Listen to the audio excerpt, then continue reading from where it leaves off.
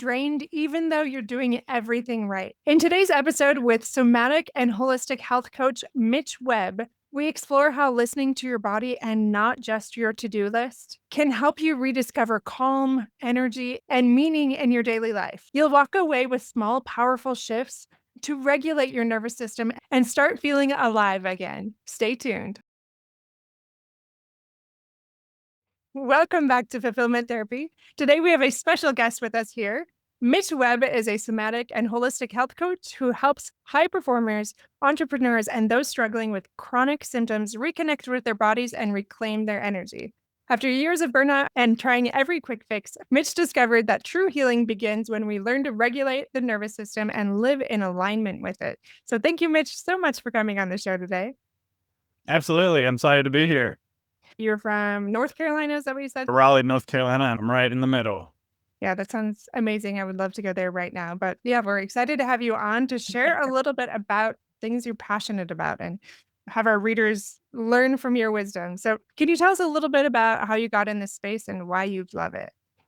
Yeah, absolutely. So thank you for the introduction and the opportunity to share how did I get into this space. I got here through the School of Hard Knocks. I had my butt handed to me through several health issues over the years and wanted to figure that out. When all of this happened, I was working in the corporate world and I realized that with the way things are going, I wasn't going to get better in that environment of high stress. I wanted to do things differently. When I got into the healing world, I had Lyme disease and heavy metals. I had metabolic issues and head injuries and Lyme disease and so much stuff going on. It felt like it was really hard to understand what was going to get me out of those symptoms. Information was all over the place. I started sharing what I was learning and ultimately found my way to the nervous system after I exhausted myself with all the biohacks and health hacks and different restrictive nutrition plans and exercise that was, way outside of my capacity. And now just kind of have a balanced approach to everything that I do and just teaching people how to take care of themselves and support their lives instead of optimizing and fixing and trying to be perfect. I'm really excited about this, but especially that you talk about balance. I feel like there's a lot of coaches out there that work with most of the high performers I know are very unhealthy, lack balance, and they don't listen to their bodies. They're not people I would follow because they're not really practicing what they preach or they're living a very chaotic lifestyle. Do you find that as well with your clientele or people you speak to? It's funny when you say that, you slow it down and see these patterns and these high performers. It looks like OCD and overriding the body with force, which ultimately says, I've got to fix this. I've got to figure it out. It tells the nervous system there's a constant threat. We're always running and being chased by a tiger, whether we know that or not, but we package it in a way that looks appealing. That's the new hottest thing. If I talk really fast and I shame you and I tell you should be doing better, that's going to hit a chord in you and you're going to want to be fixing and doing all the things like me. And I did that for a while and it took more away than it gave. Reassessing things and trying to understand what I want and seeing that this type of lifestyle that is attractive to some, it's because we're in such a high level of fight or flight. We're not listening to our bodies. We're trying to force it because ultimately we think we're not good enough or whatever that motivating factor is. So I like to understand what's the motivation? What do I actually want? And is it necessary to do all of this? Ultimately, it feels like noise, avoidance, and performance. Those are three things that are going to keep the nervous system dysregulated. And in chronic symptoms, I'm about moving away from that stuff. I love to hear that. Somebody else speaking like that is refreshing. You mentioned a little bit that your burnout led to true healing. When was the moment that you realized something had to change in your own life? And what did healing start to look like for you? Yeah, that's a good question. So when did burnout? For me, it was exhausting, trying everything that I thought was going to help me feel better ended up feeling like obligation. It felt like a chore. In the beginning, it was new and interesting and it was change. And instead of working harder, I had to learn how to look inward and see the motivating factors behind the behaviors that I was engaging in. Ultimately, it was never good enough. It started to look like perfection and people pleasing and a lot of these protective mechanisms that we take on to receive love and get attention and be validated. And so it makes sense, right? But ultimately, I wasn't getting more energy. I wasn't sleeping better. I wasn't having better relationships. It was doing the opposite. As someone who had dealt with that for a long time and was willing to do, like I'd say to anybody that was working with me as a practitioner, I'll do anything. And that's what it was. And so after I'd exhausted all the supplements and hacks and different diets and doctors and all the stuff, I saw I'm the medicine I wanted. Me searching out and reaching for something is ultimately me and my younger parts and dysregulated traumas that I've experienced asking for help. And luckily enough, I got exposed to the nervous system and slowing down, meeting sensations instead of moving away from them, respecting my bodily sensations instead of trying to fix them and override them. It's just being in the dark night of the soul over and over again. That's really what it takes to be in this work. I wish it were different, and that's why we're having this conversation, because preventative approach to this is a whole lot better than digging yourself into a hole and having to fight for your life to get out. That's what I did. Ultimately, a lot of people will get their butt handed to them before they're willing to look at the softer side of things, the emotional side of things, instead of the flashy, sexy, ultimately packaged as hard things that our systems are so used to. So it makes sense that we would go towards hard and difficult and restricted and working more when that's where we came from. But ultimately, that's not going to get us to where we want to go. I think that type of drive and mentality led me to never stop, to not accept the symptoms I was in, but I had to put that down whenever I got to this work and surrender and meet symptoms and be willing to go into the dark places to see the motivations behind what I felt like I needed to do, and ultimately see that's what was causing all of these symptoms. Absolutely. I was trying to remember a quote, something about the cave. Oh, I have it written down somewhere. But the cave you fear to enter was the treasure that you seek. Yeah, I mean, ultimately it became like these things that have been in the back of my head that I'm afraid to share, the most important things that I could share. When I went to therapy, I had a guy pull me aside with a men's group here in Raleigh, North Carolina called Men on a Journey. It's free, the little shameless plug there. I had 2 other guys ask me to help create group meeting, and I had a guy pull me aside and said, "Hey, the way you answered that question, do you have trauma?" And I didn't even know what that meant. I thought people have trauma who go to war, and I didn't go to war or in car accidents. I thought the trauma that I had was all these head injuries and car accidents and chronic illness. And I thought that's what the trauma was. The trauma was really the stuff I endured in my early environment as a kid, where there wasn't a lot of emotional attunement and safety. Although I lived in a great family that took care of me and put food on the table and paid my way through college, but there wasn't a lot of meeting of emotional needs. I took on a lot of protective roles to get love, to be seen, to feel safe. Those ultimately are what created the illness I was dealing with and that so many people are dealing with. It's this abandonment of self, this disconnection from the body, and a reliance on external to feel safe through control and force. And that works until it doesn't. Absolutely. I want to slow down some of those things that you said that I think would resonate with a lot of our listeners. Like if they feel like they have OCD tendencies, a perfectionist in certain ways, or they're so focused on people pleasing. Like if those things are coming up, this would resonate with them. You talked about slowing down, and I would like to know how you did that in a second. But also this abandonment of self. Like maybe we feel like we've done those things and this just resonates a lot. How can other people, maybe listeners that are high achievers, and you said not fixing it, but what if this resonates? What's that next steps for them to come face to face with this a little bit? That's an interesting question, because if you are in these survival patterns and you're people pleasing and perfection, you're an intellectualizer, which means I'm going to think my way to safety. I'm not going to feel my body. Then you're the majority of people, and you likely don't know that. You don't know that they're protective pattern. You think this is who you are.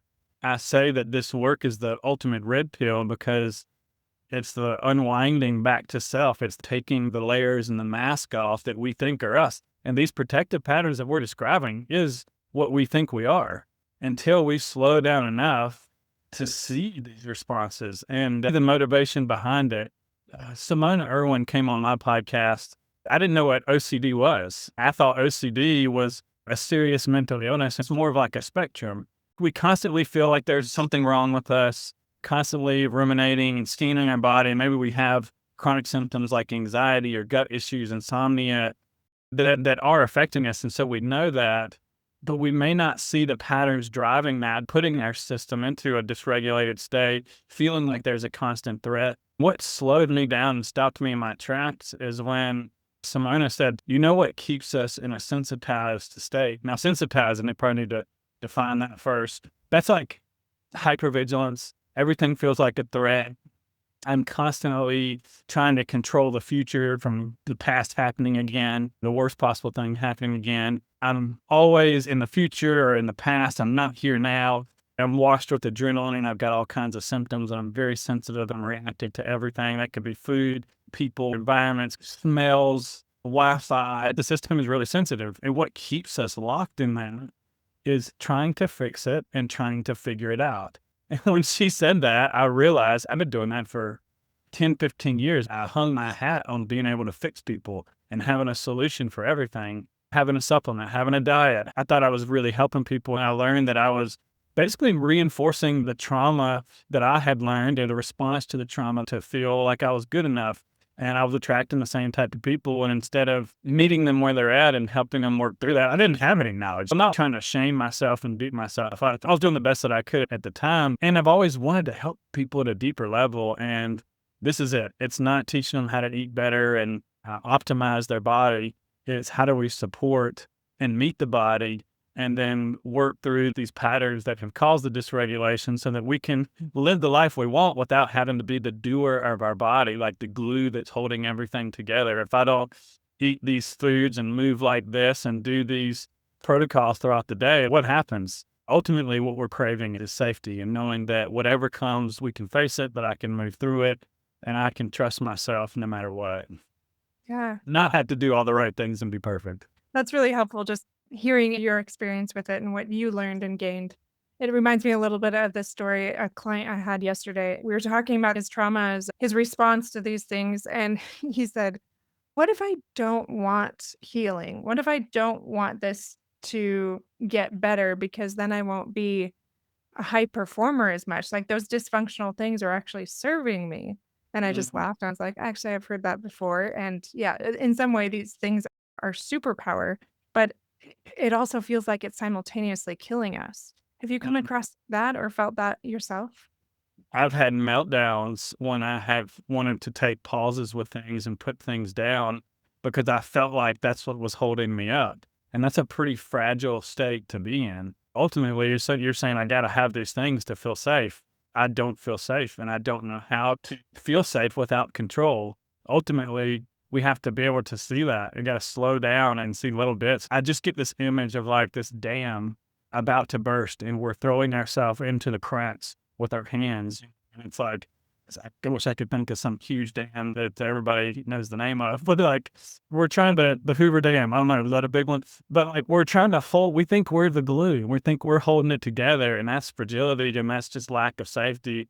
And that's hard. If we didn't have safety and we're 30, 40 or 50 years old, it's like learning a new language and can feel very uncomfortable and uncertain if we've never experienced that. We're not asking you to eat the whole elephant right now. In the beginning, it's like, can we be the observer and learn to slow down and really observe what's going on in my body when I feel like I need these things, when I'm engaging in that.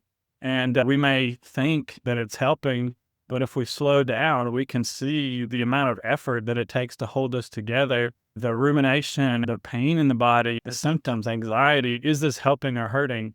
It's hard to see that, and we have to have a desire to do that. We want to go really slow and titrate over time. It's all about education and awareness in the beginning. The more we can see it and get a better picture and clear of how that is actually affecting us, instead of the story we're creating, the system will recognize. It's so important to have someone, have a good person that you're working with that can model that to you and can slowly point that out in a compassionate way and provide evidence and education. I don't even like saying the word better. There's just a different way. And your system gets to recognize, do you like this way or not? And you may not be ready for that. And these tools may be really working. If you truly feel like that, I'm not here to convince you one way or the other. But if you want to do the other, I'd love to help you see that.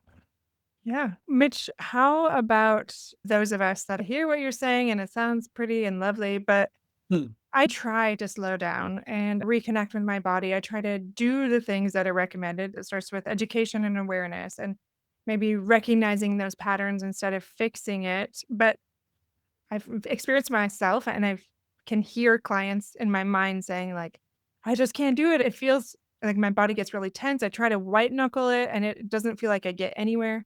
These are often the people that struggle with mindful yoga or just can't set it down. What would you say to them? Very normal and expected for someone who's been living in survival for their whole life and is slowing down and starting to feel into the body. I see people all the time that we just pause and put our hand on our chest and maybe feel our breath. And it's like, nope, don't want to do that. So that doesn't mean that's not where we start. It's kind of like a workout. You don't come into the gym and deadlift 500 pounds on day one. You start with the bar, 45 pounds. And we work with the body, not against it. The cool thing about this work is there is no right way to do it. And you are the map. Your nervous system is the map. It's going to tell us what we can do. So everything is information. If it feels really scary to slow down and feel into the body, well, then let's move with it.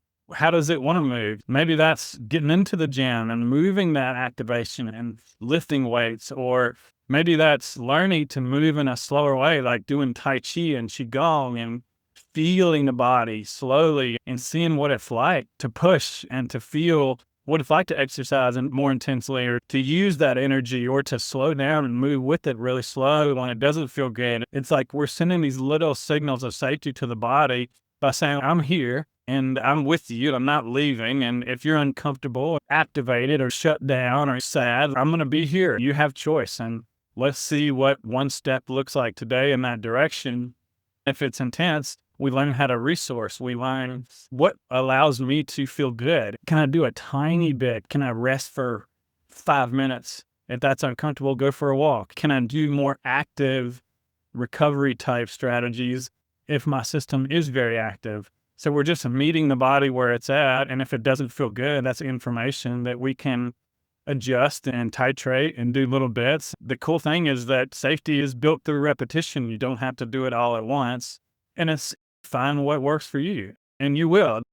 The body, when we start showing up and meeting the body and giving it permission to be as is, my body loves that. Even if we've been in survival and running from the tiger for decades, you will feel that. And here's the thing too.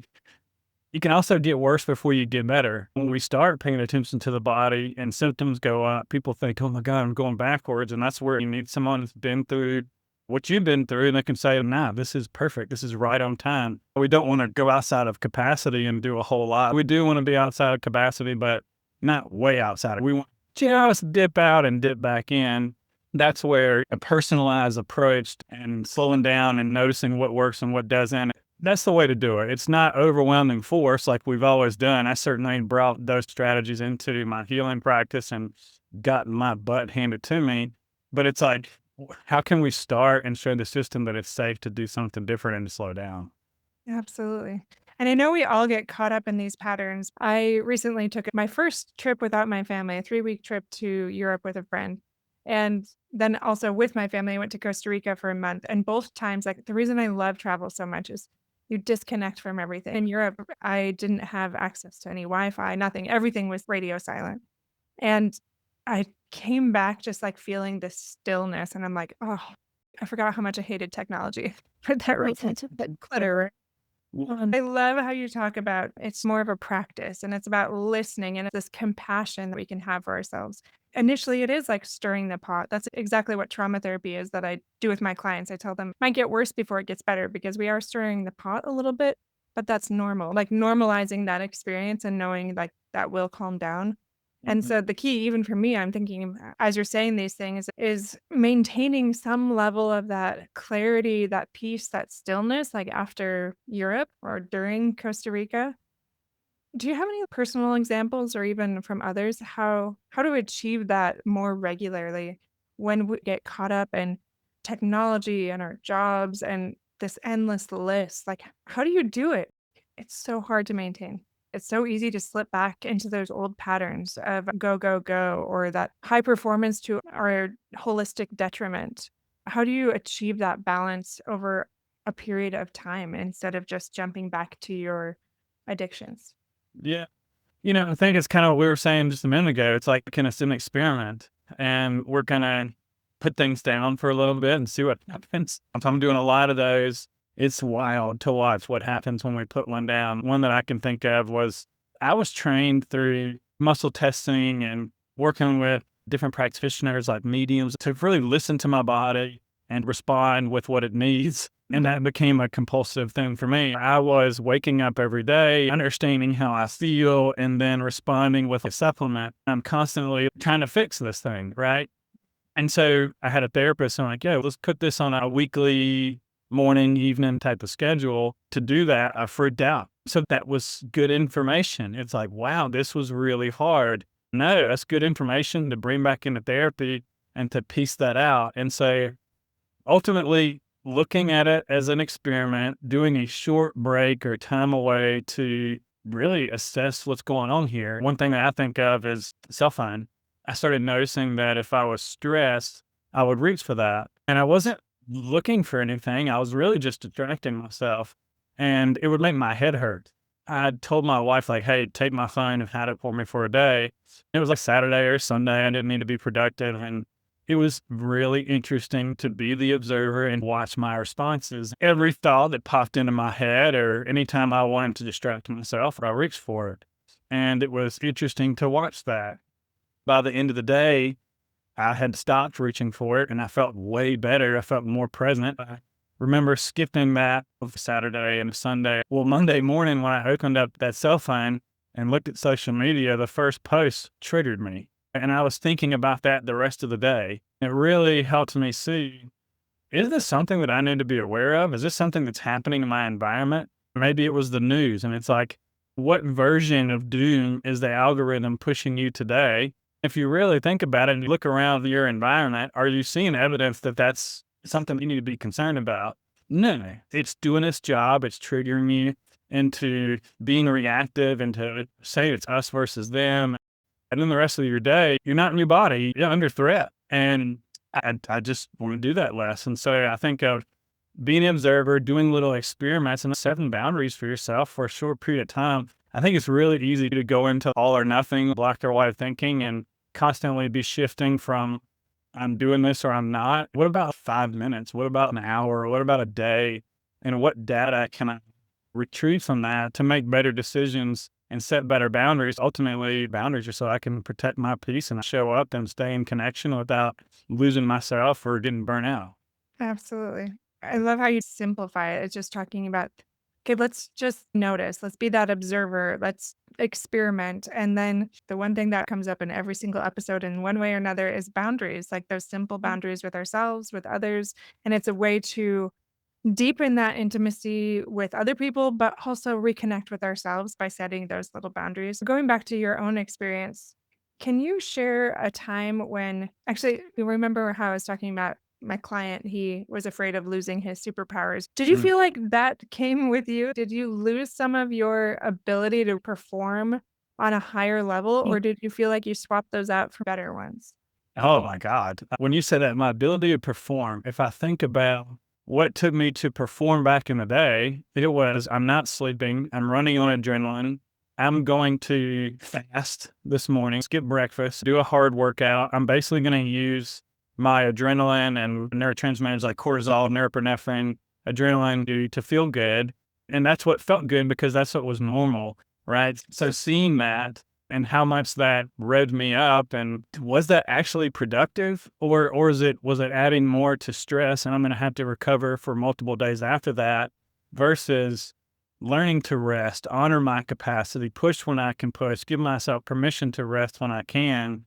And wow, I can tell you that at almost 40 years old, I'm stronger than I've ever been. I work out less than I ever did. There's a season for things. There's a time to push and a time to rest. If I'm disconnected from my body, I'm looking to the external and I'm doing what they're telling me to do. I got junko on one end that somebody motivating, telling me to do more. That sounds sexy when I'm dysregulated and stressed and I want more energy and I feel like effort is going to get me there.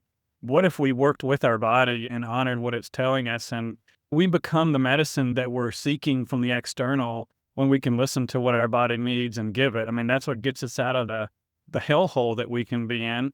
It also makes us better in our relationships. It helps us show up to work better and be present. I'll take presence and a good night's sleep any day and rest over coffee and adrenaline. One's going to kill you a lot quicker than the other. Yeah, I agree with that. I just want to reinforce some of those things that you said. Honor my capacity and give yourself permission to take breaks. That's hard for most of us to do. And especially, you talked about things being sexy. I think that's a good word for it. Our culture is very much hyper focused on these things. And it's so hard to push against that culture in so many ways. I don't know that I like my culture, or whether it's your national culture, your family culture, whatever it is. Often the trending thing is not usually what is healthy and good for us. Thanks for joining us for part 1 of this pivotal conversation. If you're ready to go from surviving to feeling fulfilled, check out our free resources and coaching programs at fulfillmenttherapy.org. You can also sign up for our weekly emails and our upcoming group coaching, as well as our new blog posts and fresh inspiration to help you feel more connected and energized every week. I'll see you right back here with part 2.